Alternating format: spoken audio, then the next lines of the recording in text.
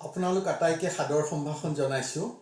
AIPLৰ বাৰ্ষিক সফলতা সমাৰোহত মই আপোনালোকক দূৰৰ পৰাই হ'লেও সম্বোধন কৰিবলৈ পাই অতি আনন্দিত হৈছোঁ।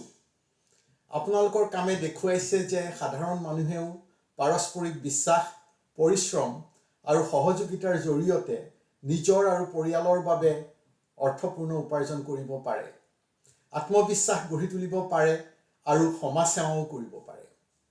অসম হেল্থ কেয়াৰ কোঅপাৰেটিভ ছ'চাইটিৰো একেই বিশ্বাস আৰু অভিলাষ। স্বাস্থ্যসেৱা সুলভ, মানৱীয় আৰু জনমুখী হোৱা উচিত।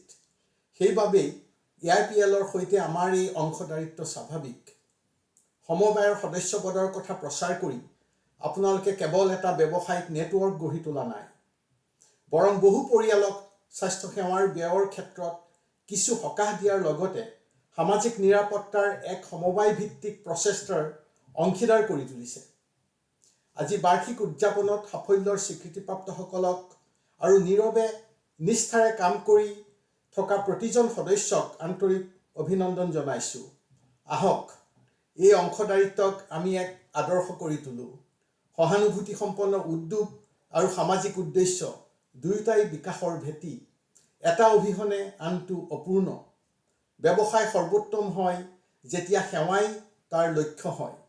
আহক সেৱাৰ মাজেৰে আমি অৰ্থপূৰ্ণ উপাৰ্জন আৰু আত্মবিশ্বাস গঢ়ি তোলোঁ। ধন্যবাদ।